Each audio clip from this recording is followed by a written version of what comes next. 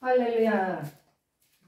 이 밤에도 하나님의 은혜와 축복이 우리 가운데 충만하시기를 예수의 이름으로 축복합니다. 오늘은 우리가 창세기 23장 1절부터 20절까지의 말씀을 함께 교독했는데요. 이 창세기 23장은 아브라함의 아내 사라의 죽음과 그 사라의 장사에 대한 내용이 기록되어 있습니다. 특히 한 장 전체를 걸쳐서 사라가 묻힐 매장지에 초점을 맞추고 자세하게 기록하고 있는데, 이것은 우리에게 시사하는 바가 큽니다. 먼저 사라의 죽음을 기록하고 있고, 그 다음으로 아브라함이 사라를 장사 지내기 위해 헷족속 에브론에서 토지를 사게 된 사건을 정리하고 있습니다. 끝으로 아브라함이 사라를 막벨라 굴에 장사 지낸 사건을 보여주고 있는데, 그렇게 해서 아브라함은 하나님께서 언약하신 축복의 땅 일부분을 직접 소유하게 됩니다. 사라의 일생에서 가장 중요한 사건은 바로 아브라함의 대를 이어서 하나님의 약속을 상속받을 후사인 이삭을 생산하는 것이에요. 그것은 전적으로 하나님의 은혜를 입은 결과이며, 우리의 일생이 하나님의 주목을 받으려면 사라처럼 하나님의 은혜를 입어야 살 수가 있습니다. 하나님의 은혜로 산다는 것이 무엇일까요? 그것은 내 자신의 육체를 신뢰하지 않고 다만 하나님이 공급하시는 선물로 산다는 의미입니다. 우리가 고린도전서 15장 10절을 한번 찾아보시겠습니다. 고린도전서 15장 10절에 제가 봉독해 드립니다. 그러나 나의 나던 것은 하나님의 은혜로 은혜로 된 것이니 내게 주신 그의 은혜가 헛되지 아니하여 내가 모든 사도보다 더 많이 수고하였으나 내가 아니요 오직 나와 함께 하신 하나님의 은혜로라. 할렐루야. 이와 같이 하나님의 은혜, 시작도 하나님의 은혜로, 우리의 살아가는 과정도 하나님의 은혜로, 끝도 끝까지 하나님의 은혜와 함께 동행하는 우리 모두가 되시기를 예수의 이름으로 축복합니다. 고린도 후서 한 절을 더 봅니다. 고린도 후서 1장 2절. 고린도 후서에 보시면은 하나님 우리 아버지와 주 예수 그리스도로 쫓아 은혜와 평강이 있기를 원하노라. 할렐루야. 하나님 우리 아버지와 주 예수 그리스도로 말미암아 은혜와 평강이 우리의 심령 가운데, 교회 가운데 차고 넘칩니다. 할렐루야. 세상에서 하나님의 부르심을 받아 구원받은 우리는 처음부터 하나님의 은혜를 입은 자들입니다. 하나님의 은혜의 절정은 우리가 예수 그리스도를 믿고 의롭다함을 받은 것이며, 또한 성령을 받고 하나님의 자녀로 거듭나도록 하신 일입니다. 뿐만 아니라 우리가 하나님의 자녀가 된 이상 하나님은 계속해서 우리에게 은혜를 베푸십니다. 고린도 후서 9장 8절. 정말 그러한가? 우리가 말씀을 통해서 확증되어지는 시간이 되겠습니다. 고린도 후서 9장 8절. 하나님이 능히 모든 은혜를 너희에게 넘치게 하시나니 이는 너희로 모든 일에 항상 모든 것이 넉넉하여 모든 착한 일을 넘치게 하게 하려 하심이라. 아멘. 우리가 신앙생활 하면서요, 선을 베풀고 착한 일을 하는 것, 이것도 역시 하나님께서 우리에게 은혜를 넘치도록 부어주셨기 때문에 행할 수 있는 일이라는 것을 믿으시기 바랍니다. 성경은 하나님이 능히 모든 일에 은혜를 넘치게 하신다고 약속하고 있습니다. 항상 은혜를 구하고 은혜를 받는 우리 모든 복된 심령이 되시기를 예수의 이름으로 축복합니다. 사람이 한 번 죽는 것은 하나님이 정하신 것이요.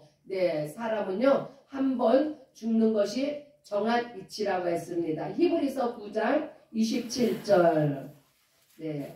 우리가 말씀으로 확증을 합니다. 히브리서 9장 27절. 자, 한 번 죽는 것은 사람에게 정하신 것이요 그 후에는 심판이 있으리니. 그래서요 하나님은 공평하신 하나님이세요.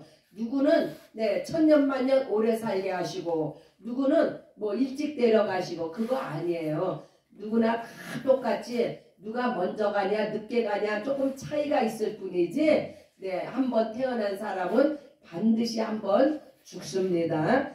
사람이 한 번 죽는 것은 바로 하나님께서 정하신 법칙입니다. 그러므로 우리는 항상 하나님의 임재를 누리고 그분과 교통하는 생활을 하는 것이 얼마나 중요한지요. 성령 안에서 하나님과 연합하고 친밀한 교통을 통하여서 친구처럼 가까운 사이가 바로 하나님께서 우리에게 원하시는 그러한 사이입니다. 하나님은 우리의 사정을 다 너무나 잘 아시는데 우리가 만약 하나님의 사정을 잘 모른다면 하나님이 얼마나 얼마나 답답하시겠어요. 그러니까 하나님을 알자. 힘써 하나님을 아시기 바랍니다. 하나님은 아브라함은 하나님으로부터 가나안 땅을 기업으로 약속받았지만 사라가 죽는 그때까지도 자기 소유의 땅을 갖지 못했어요. 아브라함에게 하나님이 얼마나 많은 축복을 하셨어요. 약속도 하셨죠. 젖과 꿀이 흐르는 가나안 땅을 주신다고 약속도 하셨는데 사라가 죽을 때까지 그 땅을 갖지 못했어요. 아브라함뿐만 아니라 이삭도 그렇고 야곱도 사라 생전에 가나안 땅이 완전히 자기들이 기업이 되는 것을 보지 못하고 죽었어요. 그들은 다만 약속을 믿음으로 살았고 약속의 성취는 보지 못했습니다. 그들은 오직 믿음으로 살았고 가나안 땅에 사는 동안 우거하는 외국인과 나그네로 살았다고 성경은 증거하고 있습니다. 그러나 오늘날 신약교회인 성도들도 뭐 다를까요? 아니에요. 마찬가지예요. 우리는 아브라함의 부르심 받았던 것처럼 주 예수의 복음을 믿고 거듭나도록 하나님의 자녀로 부르심을 우리는 받았습니다. 그리고 천국이라 불리는 하늘에 있는 새 예루살렘을 약속으로 받았습니다. 아직 우리 새 예루살렘을 거하지 못했잖아요. 바로 그래서 아브라함이나 이삭이나 야곱과 마찬가지로 우리도 아직은 이 땅에서 우리도 외국인과 나그네 우리의 삶이 그렇다는 거예요. 그러나 오늘날 기독교가 점점 세속화되고 세상 사람들로부터 갖은 비난과 조롱의 대상이 되어 있지만 그러나 우리가 하나님과 연합하고 교통하고 사귐을 갖게 된다면 세상의 소금과 빛의 사명을 감당하게 될 것입니다. 감당하고 있습니다. 우리가 지금 빛과 소금의 사명을 감당하고 있는 거예요. 마태복음 5장 16절. 마태복음 5장 이같이 너희 빛을 사람에게 비추게 하여 저희로 너희 착한 행실을 보고 하늘에 계신 너희 아버지께 영광을 돌리게 하라. 영광을 어떻게 돌려요?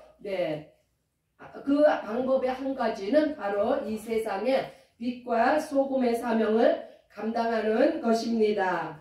오늘 23장은 사라의 죽음이라는 사건을 통해서 하나님의 언약이 실제로 실현되는 또 하나의 구속사적 사건을 우리가 바라보고 있지만, 막벨라굴은 가나안 지역으로 하나님께서 아브라함에게 축복의 땅으로 주실 것을 언약하신 바로 그 땅입니다. 따라서 아브라함이 막벨라 굴을 매입한 것은 이스라엘 민족이 하나님의 언약에 따라 가나안 땅을 영원히 소유하게 되었음을 나타내는 상징적인 사건입니다. 사라의 죽음은요, 아브라함에게 슬픔을 가져다 주었지만 하나님께서는 사라의 죽음이 끝이 아니라 부활을 통해서 영원한 하나님 나라의 소망까지 확증해 주셨습니다. 이처럼 성도들의 죽음도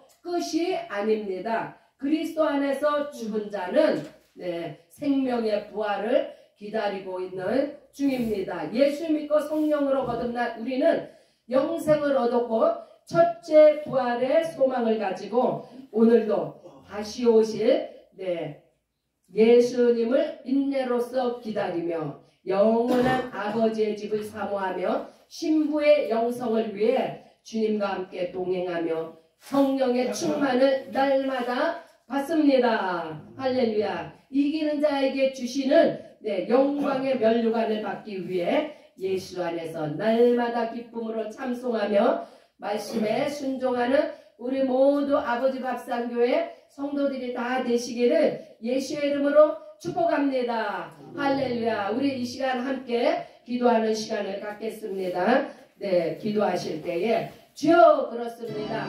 우리는 잠깐 이 땅에 거류하는 나그네와 같은 인생길이지만 우리의 심령 속에 예수 그리스도가 계시고 영생을 얻고 우리는 첫째 부활의 소망을 가지고 신부로서 다시 오신 예수님을 기다립니다.